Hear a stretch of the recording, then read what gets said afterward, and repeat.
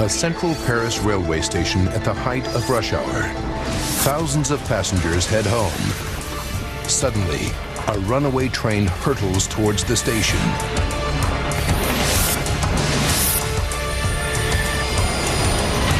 "307 tons of crashing metal slams into a packed commuter train. 56 people die in Paris's worst train crash. Now, using advanced computer simulations, we reveal exactly what led to disaster at the Gare de Lyon. Disasters don't just happen. They're triggered by a chain of critical events. Unravel the clues and count down those final seconds from disaster.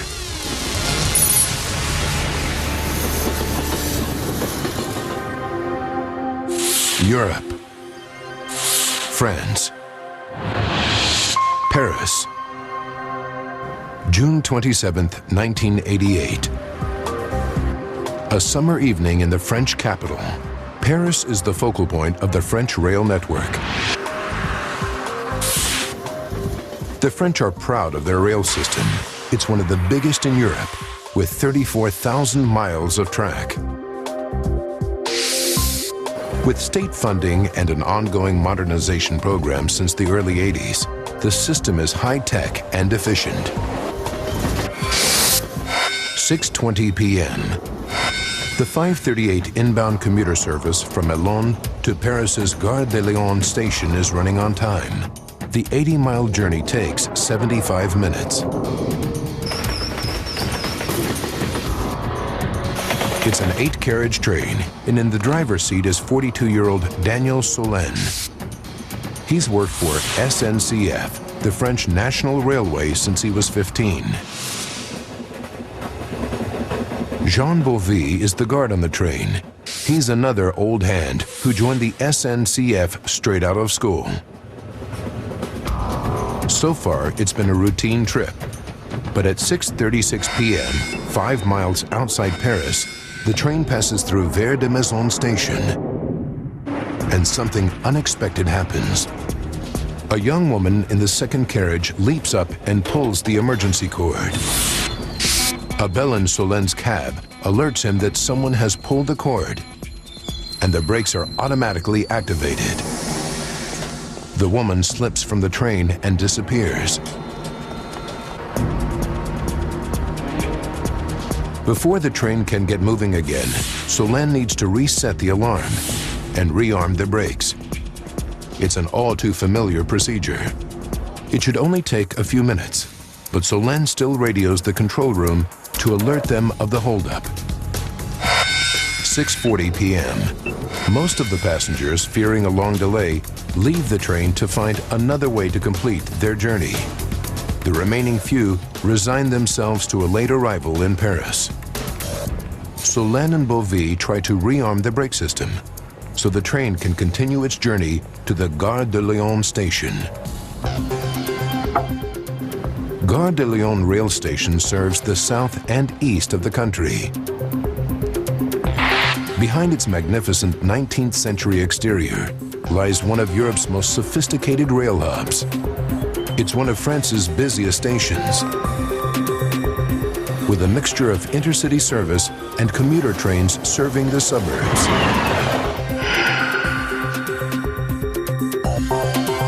The nerve center coordinating all train movements is the station's control room. Duty manager tonight is André Tolens. He's in charge of safety and ensuring that the 360 trains going in and out of the station run smoothly. Always at the back of his mind is the threat of terrorism. For the past 7 years, Arab militant groups have been targeting Paris. They're protesting French troops in war-torn Lebanon and demanding the release of Arab prisoners. Many of the attacks have been on trains in and out of the city. 6:45 p.m. Hurrying towards Gare de Lyon station to catch a train home is commercial assistant Colette Pacalet. She was late leaving the office and worries she'll miss the train. Colette is a recently divorced single mother and she's anxious to get back to her son, 13-year-old Nicholas. When I'm working, I automatically hurry back to take care of my son. I fix him something to eat and help him with his homework.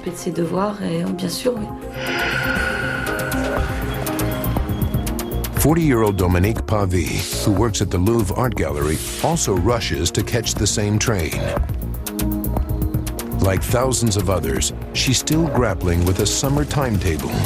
With new train times and altered routes, it's a recipe for confusion and missed trains. 7:02 p.m. Solène has fixed the brakes, and the train is ready to depart again for Paris. But it's taken him much longer than expected. The train is now 26 minutes behind schedule. Controller Tolance instructs Solène to skip the next scheduled stop, Maison Alfort, and travel non-stop to Gare de Lyon to make up time. But Solène's late train isn't Tolance's only headache. 7:04. Now there's a problem on one of the commuter trains due to leave Gare de Lyon. It's the train that Colette and Dominique are rushing to catch. Commuter trains have a driver and a guard. Driver André Tanguy is ready to go, but the guard is running late. Without him, the train can't leave. It's good news for single mother Colette Pacalet. She's relieved the train hasn't left. She even manages to secure her usual seat in the front carriage. The delay means more people pile onto the train. Another late arrival is Dominique Pavie.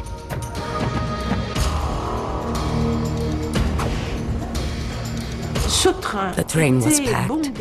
It was hot because it was summer, and being underground, it was hot and sticky.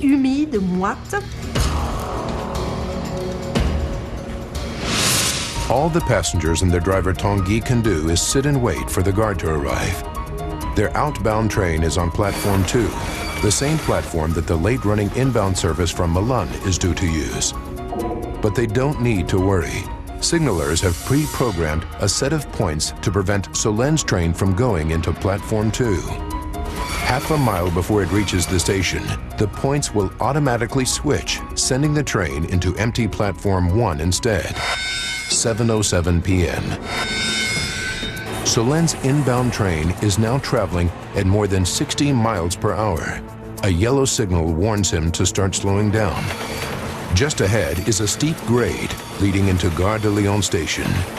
But when he applies the brakes, there is hardly a response. To his horror, Solène realizes that his brakes aren't working. He can't slow his train down. The 300-ton train is hurtling out of control, and it's less than a mile and a half to the packed rush hour station. A runaway train with defective brakes races towards Paris's Gare de Lyon. It's rush hour, and the station is packed with commuters, including those waiting on a delayed outbound train.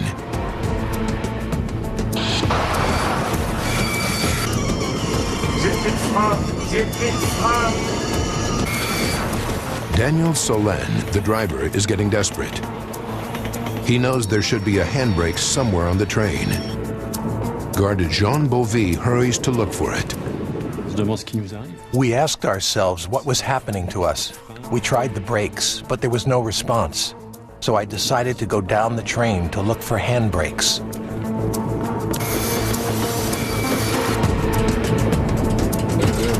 Solène keeps trying the brakes. It slows the train, but not enough. 7:07 and 30 seconds. Solène radios a desperate warning to the control room. Stop everything, I've got no brakes. Stop everything, I've got no brakes. Panicking, Solène hits the train's radio alarm signal.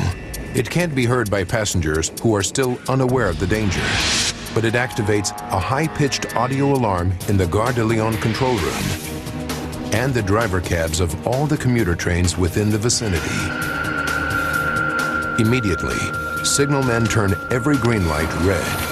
Drivers stop their trains wherever they are. Within seconds, the entire network grinds to a halt, with the exception of one train. Unable to do more from his cab, Solène rushes the remaining passengers to the rear of the train. At Gare de Lyon, the guard on the delayed outbound train has finally shown up. But now driver André Tanguy's signal switches to red. He has no idea what's going on, and the high-pitched whistle on his radio means he can't use it to find out.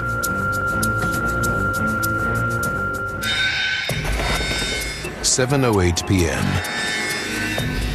The runaway train hits the beginning of the steep 4-degree grade that leads into the station. It picks up speed on the sharp descent.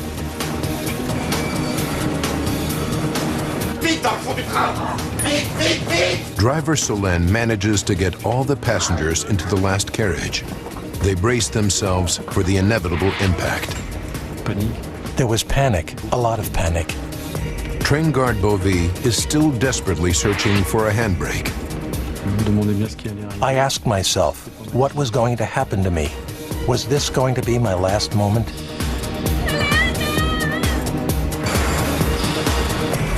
"7:08 p.m. and 15 seconds.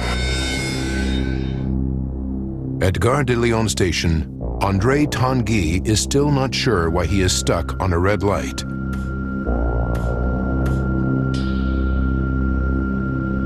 In the second carriage, passenger Dominique Pavie has had enough with the wait. It was difficult to get off the train because there were so many people. Dominique has to squeeze past other passengers to get to the exit. 7:08 and 30 seconds. Signal operators see the runaway train rushing past them. Instead of being routed to empty Platform 1 as planned, it's heading straight for Tanguy's packed commuter train. The signalmen immediately issue a warning over the station's public address system to evacuate the train. Attention, attention. André Tanguy hears it. He shouts over the train's intercom to evacuate.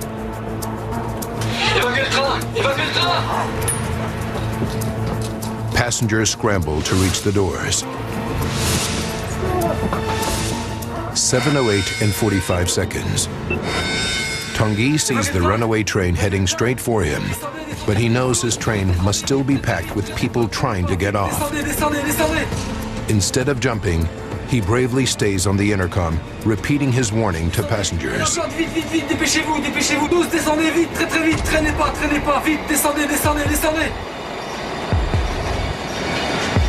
Seconds later, 307 tons of runaway train smash into the commuter train on Platform 2. Dominique Pavie leaves the train just in time. She feels the impact of the massive collision just yards behind her. There was a great black dust cloud, a horrific cloud that was suspended around the train. I could hardly see anything. The dust fell pretty quickly, and it was then that I realized that one train had run into another, and the train that came down from the tunnel had split the first carriage of my train completely in two. On the runaway train, all the passengers are in the rear car. Most escape without serious injury.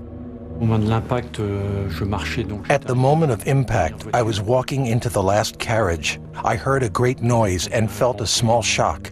I didn't even fall over. I just grabbed a railing. But those on Tanguy's stationary train don't fare so well. Tanguy doesn't stand a chance. The impact kills him instantly. Single mother Colette Pacalet is in the front carriage, which suffers the full impact of the crash. At first, I thought it could be a bomb. I don't remember how long it lasted. 10 seconds, 20 seconds. I have no idea. I had just enough time to think, oh, I'm going to die. Papa, help me. Just seconds ago, Colette was looking forward to spending the evening with her young son. Now she lies trapped in the wreckage with dozens of other severely injured passengers. If she doesn't receive medical attention soon, she may not survive. A runaway train crashes into a packed commuter train at Paris's Gare de Lyon.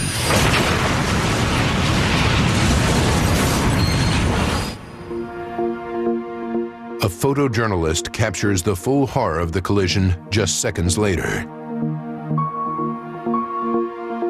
A scene of total devastation confronts Jean Bovy, the guard on the runaway train.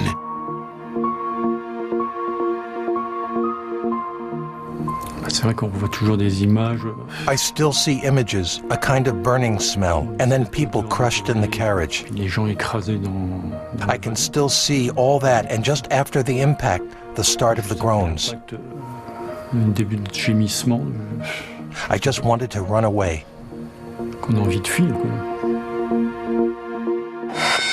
7:20 p.m. 11 minutes after the disaster, the first rescue workers arrive at the Gare de Lyon.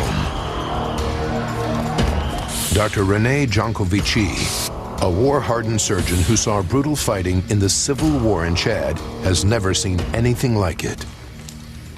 It was like a can of sardines that had been opened. It was totally horrific. There were bodies falling out of windows, which were all cut up. You could see decapitated people, amputated people. It wasn't like surgery in wartime. It was much worse. The scale of the disaster quickly becomes apparent. Rescue workers estimate that over 100 people are trapped in the crushed and twisted train. Colette Paquelet is one of them. The young mother is pinned between two seats in the first carriage.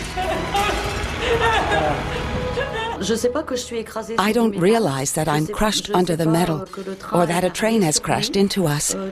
All I am thinking is that I want to get off the train. 7:30 p.m.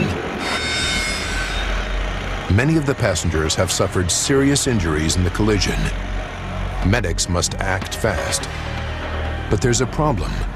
The crumpled metal of the train prevents rescuers from reaching many of the survivors. Medics can only stand by while the emergency workers use cutting equipment and steam hammers to get through the tangled mass of metal. We could hear the sound of compressors, the exploding of windows caving in under the pressure. We could also hear wailing and people calling for help.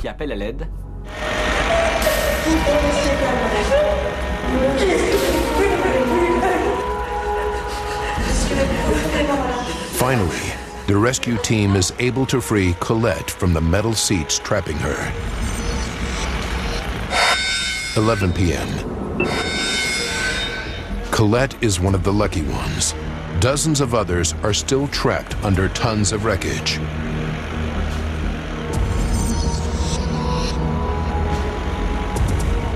Medic Dr. Jancovici and his team make a grim decision. He realizes the only way of freeing the most seriously injured in time is to amputate their trapped limbs.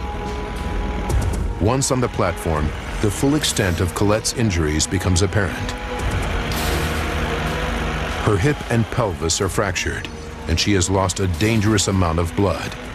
Doctors fear she may not make it through the night. The mayor of Paris, Jacques Chirac, and the Minister of Transport visit the scene of the crash. The rail operator SNCF is a state-owned company. They want answers, and quickly. 12 noon. Now the weary emergency teams are only recovering bodies. The mangled trains are finally torn apart, and the runaway is pulled away for analysis by the accident investigation teams. 56 people are dead, and 57 are injured. In the hospital, Colette's heart stops beating, but doctors manage to resuscitate her. It's 3 months before she's well enough to go home to her son. Parisians grieve for the people killed in the Gare de Lyon train crash. It's the worst rail disaster in the French capital's history. But there is anger too. France has one of Europe's most sophisticated rail networks. Many safety procedures are in place to prevent an accident like this. How did such a major disaster strike here? The runaway train was a Z5300. There are up to 140 trains of the same design in use on rail routes into Paris. Since the brakes on Solenne's train appear to have failed, could other trains of this type also harbor a dangerous hidden flaw? The next day, the French government appoints a 6-man team to conduct a state investigation. Now, by rewinding the events of that fateful day and by going deep into the investigation, we can reveal what really happened at the Gare de Lyon. Why did the train's brakes fail? Why did no one reroute the train to safety? And why did many passengers on Platform 2 find out too late that a runaway train was heading straight for them? Advanced computer simulation will take us where no camera can, into the heart of the disaster zone. Investigators move the wrecked runaway train to a sidetrack. 3 days later, they begin an inch-by-inch examination of the shattered hulk to find out what went wrong with its braking system. Jean-Pierre Pascal is the investigation team's chief technical advisor. He is head of the National Research Laboratory of Transport and an expert on rail braking systems. Pascal is shocked by the scale of the disaster. This accident at Gare de Lyon is important because of the number of victims and the scale of the catastrophe. It was exceptional. It wasn't something that I could have even contemplated. I had never seen anything like it. Pascal knows that over the past 7 years, terrorists have been bombing French trains. Have they now found a devastating new way to cause carnage on the French rail network? If so, thousands of innocent travelers could be at risk of attack. Jean-Pierre Pascal is investigating what caused a runaway train to crash at the Gare de Lyon, killing 56 people. His first job is to examine the crashed train. He knows the brakes failed and needs to understand why. As he sifts through the wreckage, he immediately finds something suspicious. It appears a crucial brake valve has been closed. The valve that feeds air down through the train to work the brakes was closed. It should have been open. It's a disturbing discovery. Did someone interfere with the brakes on the runaway train? Investigators must consider a shocking possibility that the runaway train was the victim of a deliberate act of sabotage.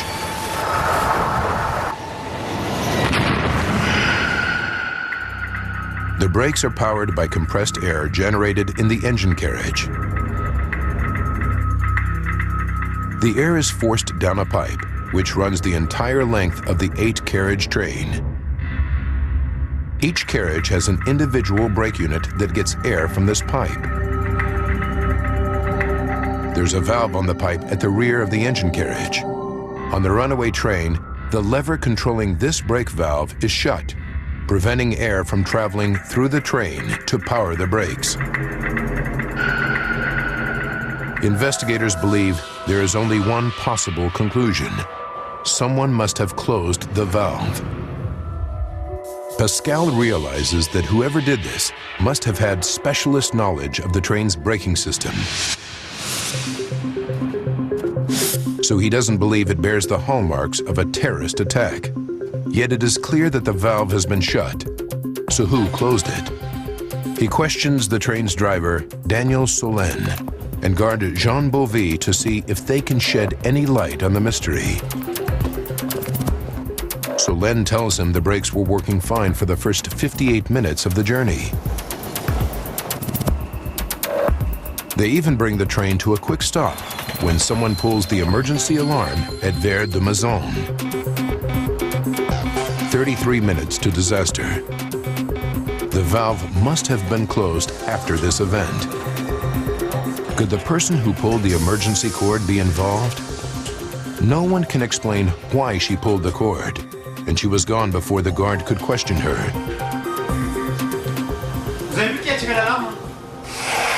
The media puts out an appeal to find out who pulled the emergency cord. The day after the crash, Odile Miroir, a 21-year-old single mother, comes forward. Miroir explains that she normally takes this train to Vert de Maisons to pick up her children from school. She doesn't know that the new summer timetable means the train no longer stops there. Panicking about not being at school in time, she pulls the emergency cord. It automatically activates the brakes throughout the train. Investigator Jean-Pierre Pascal concludes that her actions are irresponsible, but not suspicious. Now, Pascal probes the guard Bovy about what happened after the train was abruptly halted at Gare de Lyon.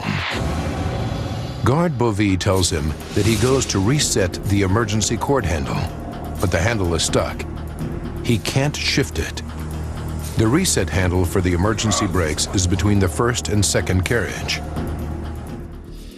The handle is also very close to the crucial brake valve lever that Pascal discovered had been closed. But neither man recalls anything strange about the lever. The train driver Solène now tries it, but it's stuck. I didn't see exactly what he was doing. We were in a very small space. There are maybe 20 inches between the carriages. After several minutes of sweating, Solène finally shifts the handle, returning the brakes to normal.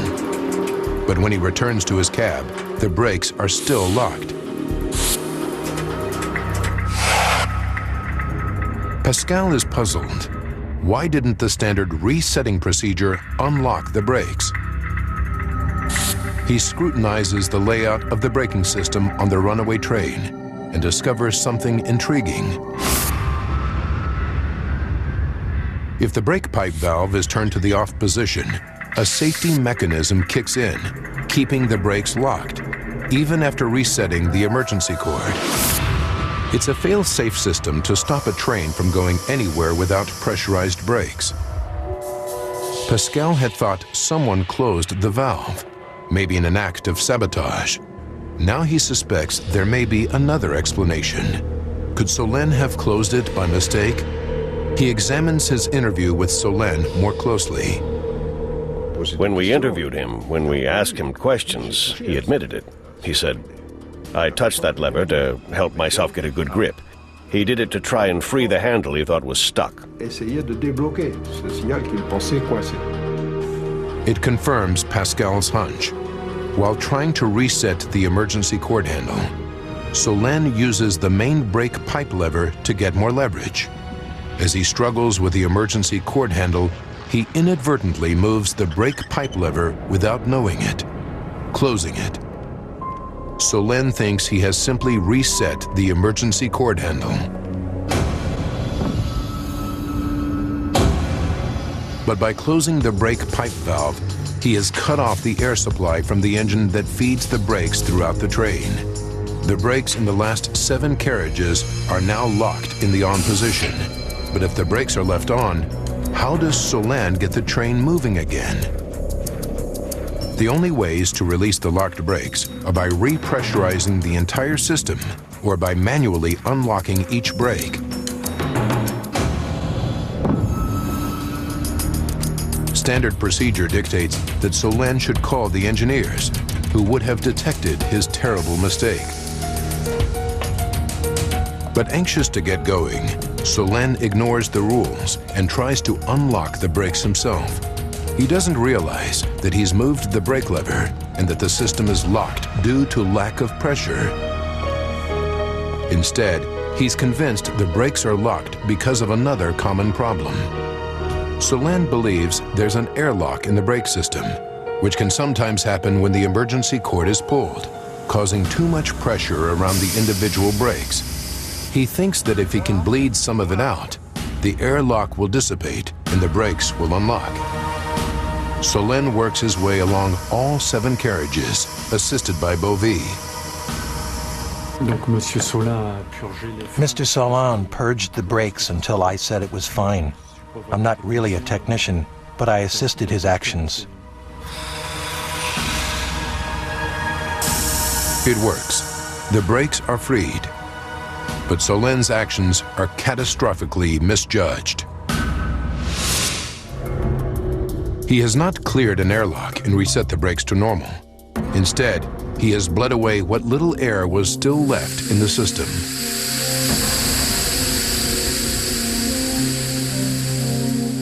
He's freed the brakes, but also inadvertently overridden one of the fail-safe systems, and with the main brake pipe valve closed, there's no way for new air to come in and replenish the system. With no air left in the system, the train barely has brakes. Pascal and the team have uncovered a horrifying catalog of human error. Solène not only disabled the main system for feeding air into the brakes, he painstakingly disarmed every single brake on the train. 7:02 p.m. Solène finally sets off again for Paris's Gare de Lyon. Anxious to make up time, he accelerates to nearly 70 miles per hour. Now, a 300-ton train with 1/8 of the braking power it needs is heading for Paris's Gare de Lyon. But there's still a chance to stop the train. According to the new summer timetable, there's one more scheduled stop at Maisons-Alfort, 4 miles from Gare de Lyon. Maisons-Alfort is on level ground. Had Solène tried his brakes here, he would have had plenty of time to come to a natural stop, 2.5 miles before Paris. Pascal needs to find out why Solène didn't discover his brakes weren't working at Maisons-Alfort. He questions André Tolens, the duty controller at Gare de Lyon that night. The train is now running 26 minutes late and may throw other trains in the busy timetable off schedule.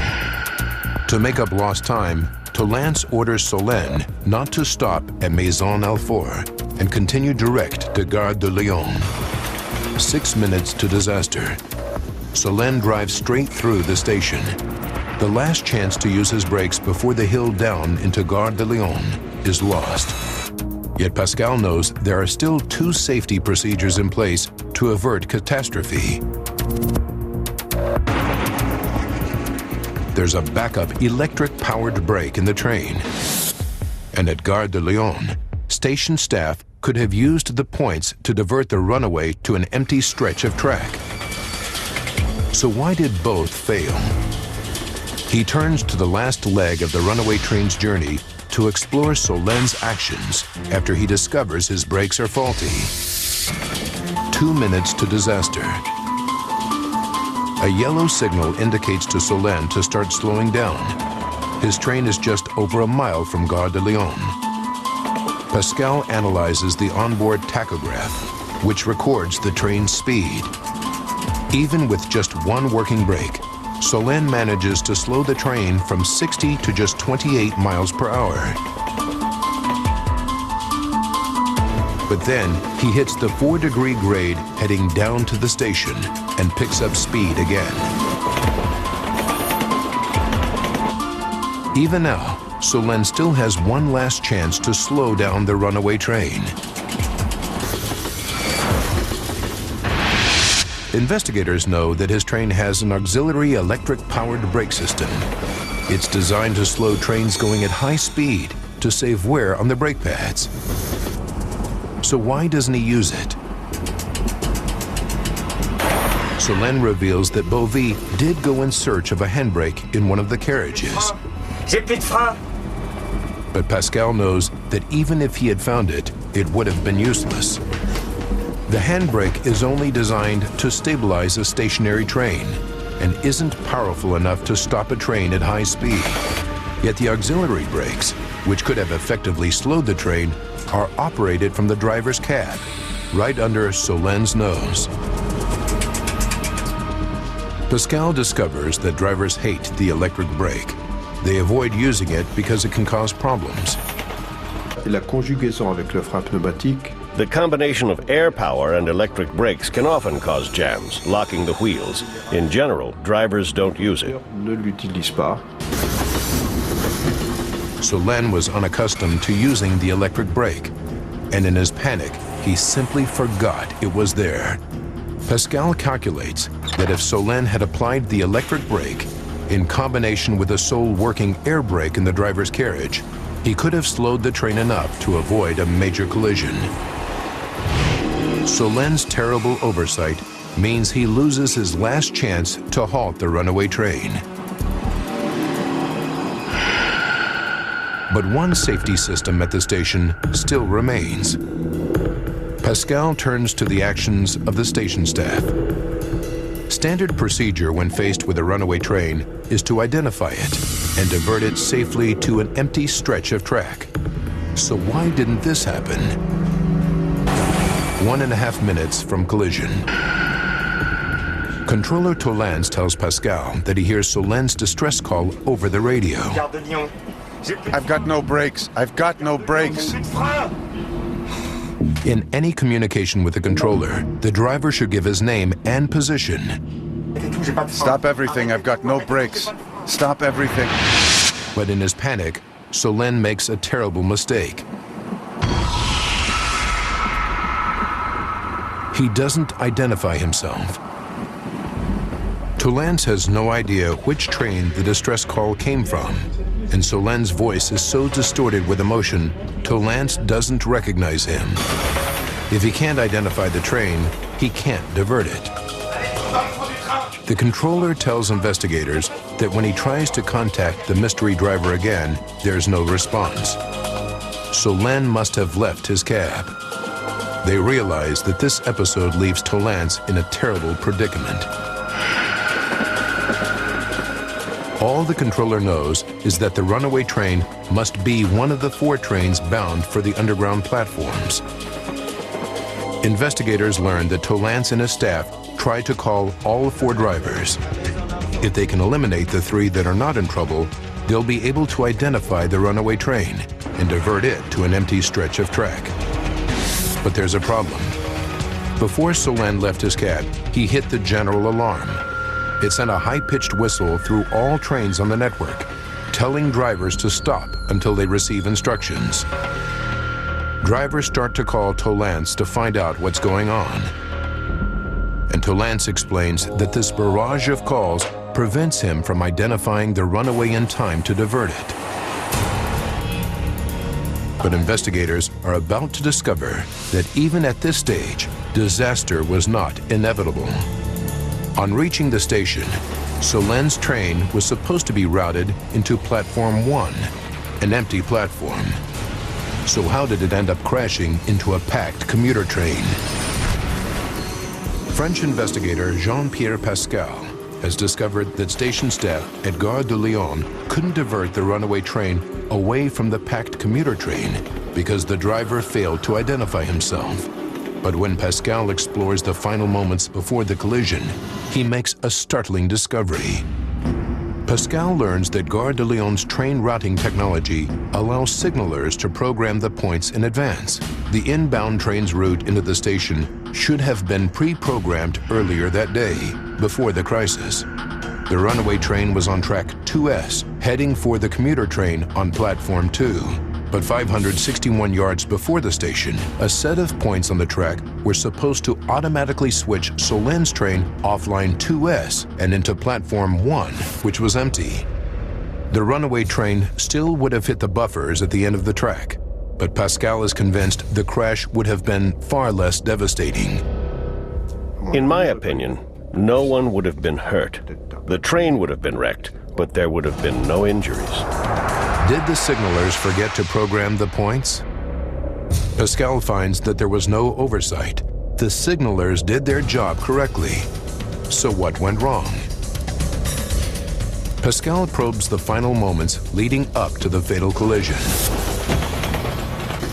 He discovers that when signalers hear the general alarm, regulations demand that they initiate what's called the general closure procedure.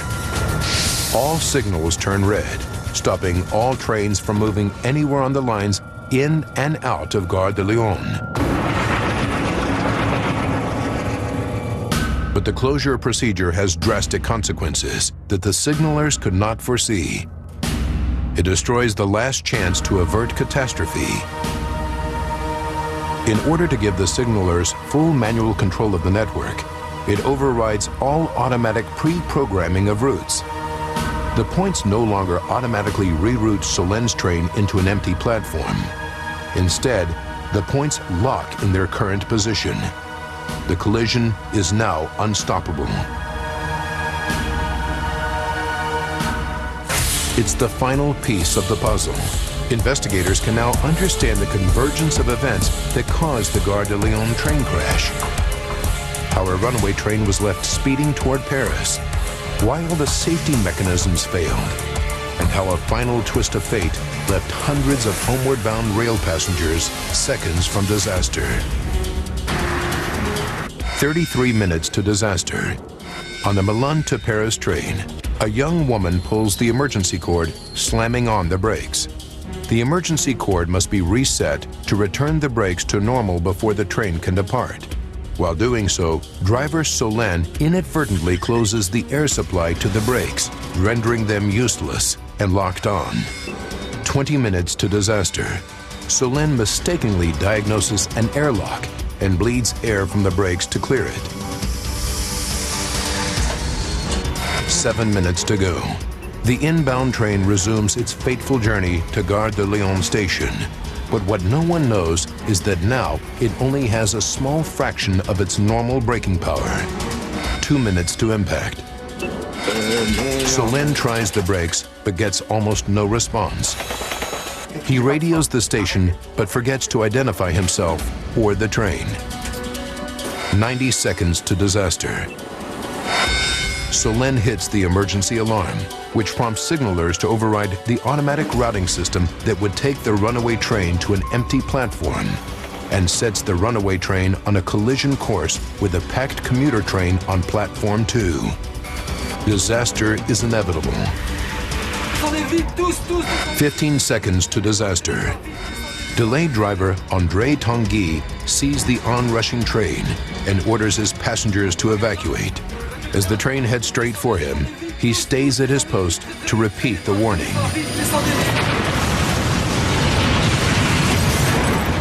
The collision claims 56 lives. Investigators conclude that had it not been for Tanguy's brave self-sacrifice, many more would have died. The self-effacing André Tanguy emerges as the hero of the Gare de Lyon tragedy.